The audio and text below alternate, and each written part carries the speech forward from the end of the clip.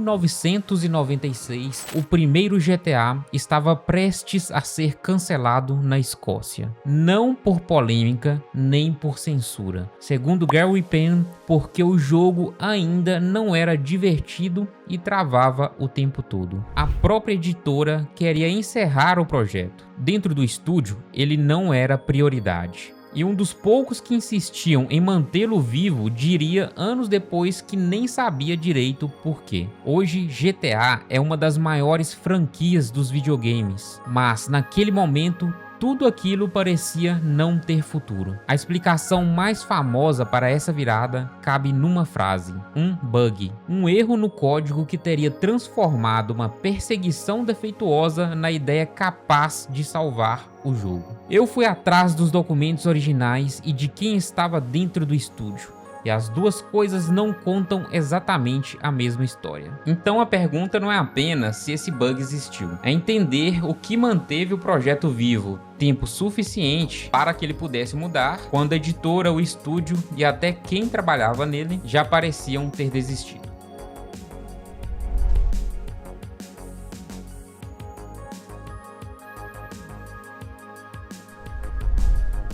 A história do GTA começa longe das cidades americanas que definiram a série. O ponto de partida é Dundee, uma cidade industrial no leste da Escócia e, indiretamente, uma demissão. No fim dos anos 80, David Jones trabalhava na fábrica da Timex, em Dundee.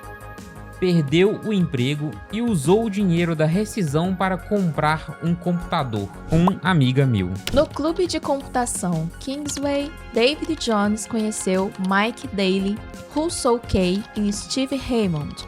Juntos, eles formaram o estúdio que se tornaria a DMA Design. Repara na escala disso. Um clube de computação que se reunia à noite virou estúdio. O primeiro escritório funcionava em cima de uma antiga loja de fish and chips. O primeiro jogo, Menace, vendeu por volta de 15 mil cópias e rendeu a Jones cerca de 20 mil libras. Ele comprou um carro e colocou o restante no projeto seguinte. Não havia uma grande empresa por trás. Cada venda financiava o próximo passo. Até que em 1991 eles lançaram Lemmings, um quebra-cabeça sobre guiar bichinhos verdes para que não morressem. Lemmings vendeu 55 mil cópias só no primeiro dia e passaria de 15 milhões no total. Ou seja, o estúdio que criaria o jogo mais transgressor da história ficou famoso fazendo o contrário disso, protegendo criaturinhas indefesas. O sucesso provou que aquela pequena equipe podia criar algo mundial, mas em 1995 ela começou um projeto que não parecia ter nada do que havia feito Lemmings funcionar, e ele nem se chamava GTA.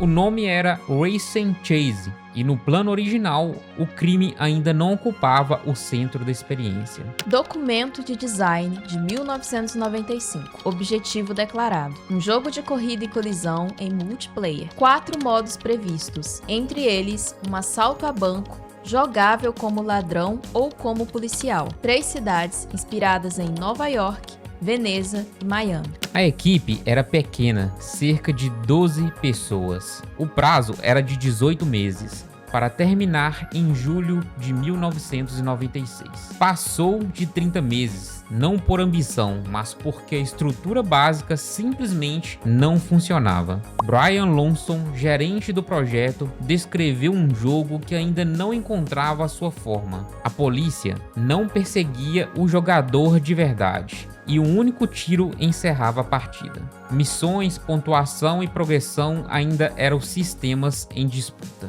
E havia o problema mais banal de todos: travamentos constantes. Segundo Gary, que veio da editora para o projeto, a instabilidade era tanta que atrapalhava até testar o que já existia. Dentro do estúdio, ele, GTA, também não era o preferido. Steve lembra que o título que atraía a atenção da equipe era outro: Body Harvest. O futuro do GTA disputava espaço com vários jogos em desenvolvimento ao mesmo tempo. Foi nesse estado, instável, atrasado e sem prioridade, que, segundo Gary, a BMG chegou a cogitar cancelamento. Então a pergunta fica ainda mais estranha. Se a editora queria matar o projeto, se o estúdio priorizava outra coisa, se o jogo mal funcionava e não era divertido, por que ele não morreu?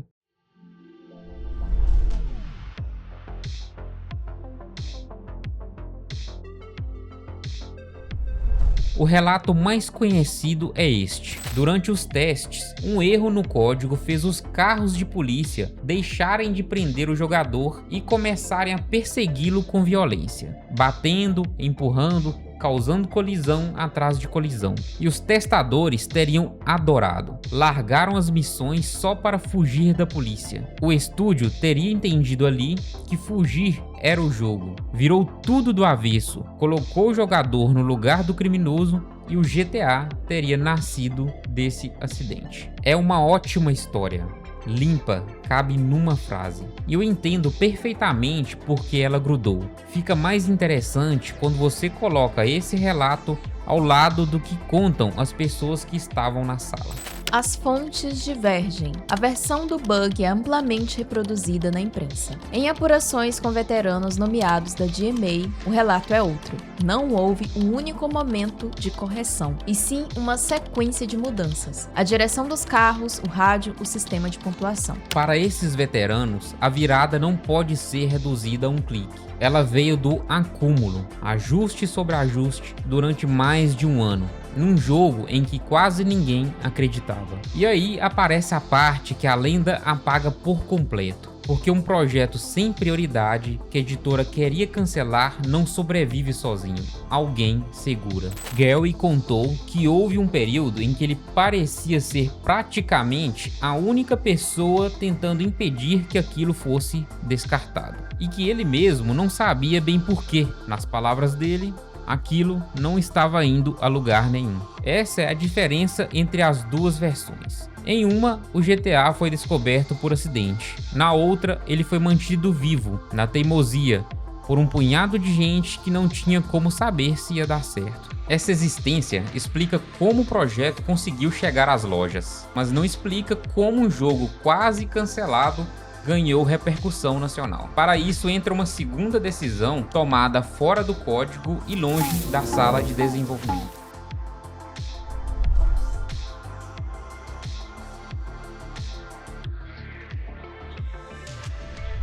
No fim de 1997, o jogo finalmente saiu. Só que sobreviver ao desenvolvimento não garantia que alguém fosse prestar atenção nele. A editora precisava transformar aquele lançamento improvável em acontecimento. E escolheu um caminho que, olhando hoje, parece quase inacreditável. Max Clifford era um dos publicitários mais conhecidos do Reino Unido, especialista em fabricar barulho. Para o GTA, sua missão não seria simplesmente anunciar o jogo, era fazer o país inteiro discutir se ele deveria existir. A BMG Interactive contratou o publicitário Max Clifford para gerenciar controvérsias em torno da violência do jogo. Repara no método. Em vez de tentar neutralizar as críticas, a campanha colocou o material mais controverso diante de quem poderia condená-lo. Indignação. Na capa do jornal é anúncio que ninguém paga. A estratégia funcionou de um jeito que dinheiro nenhum compraria. Lord Campbell, ex-secretário de Estado para a Escócia, condenou o jogo na Câmara dos Lordes. Políticos pediram proibição. O contraste é enorme. Um projeto que a editora quase cancelou por não ser divertido virou pauta no parlamento britânico. E cada palavra de condenação empurrava mais gente para a loja. Do dia para a noite, era o jogo que tentaram proibir. E não existe propaganda melhor do que essa.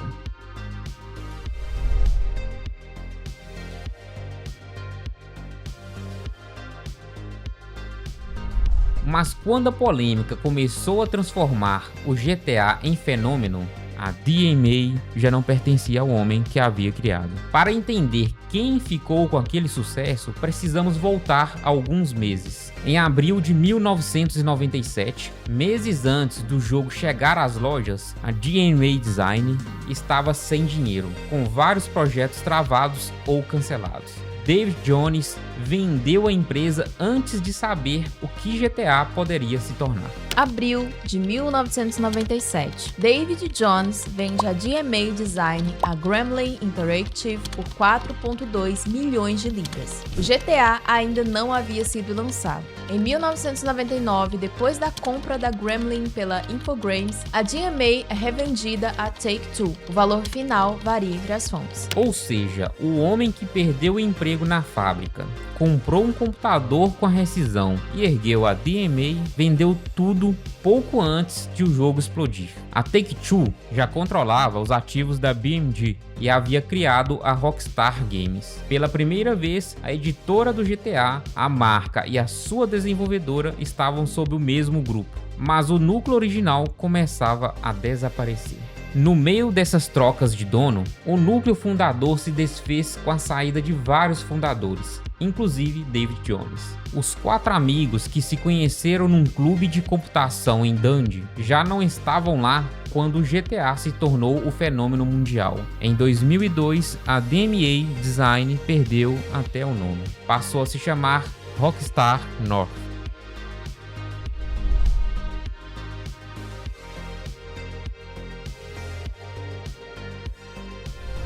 A versão curta vai continuar por aí.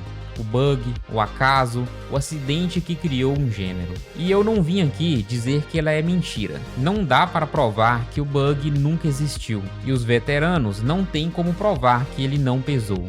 Essa ponta fica em aberto e é mais honesto deixar assim. Mas o que as fontes mostraram é uma história menos limpa e mais humana. Um estúdio que nasceu de uma demissão, um projeto que a editora queria matar, um punhado de gente que segurou aquilo sem saber porquê, e uma jogada de imprensa tão ousada que fez um parlamento britânico virar outdoor. Quando um clássico vira lenda, ele escolhe um herói. O acaso, a sorte, o gênio. Quase nunca escolhe quem apenas continuou trabalhando. Talvez a melhor forma de encontrar essas pessoas seja voltar ao documento que existia antes dessa narrativa consolidar. Naquele documento de 1995, quando o jogo ainda se chamava Race and Chase, as cidades apareciam apenas como Nova York, Veneza e Miami. A ideia, porém, já estava lá. 3 cidades diferentes sustentando o mesmo jogo. Durante o desenvolvimento, os lugares mudaram. No jogo lançado, elas se tornaram Liberty City, San Andreas e Vice City.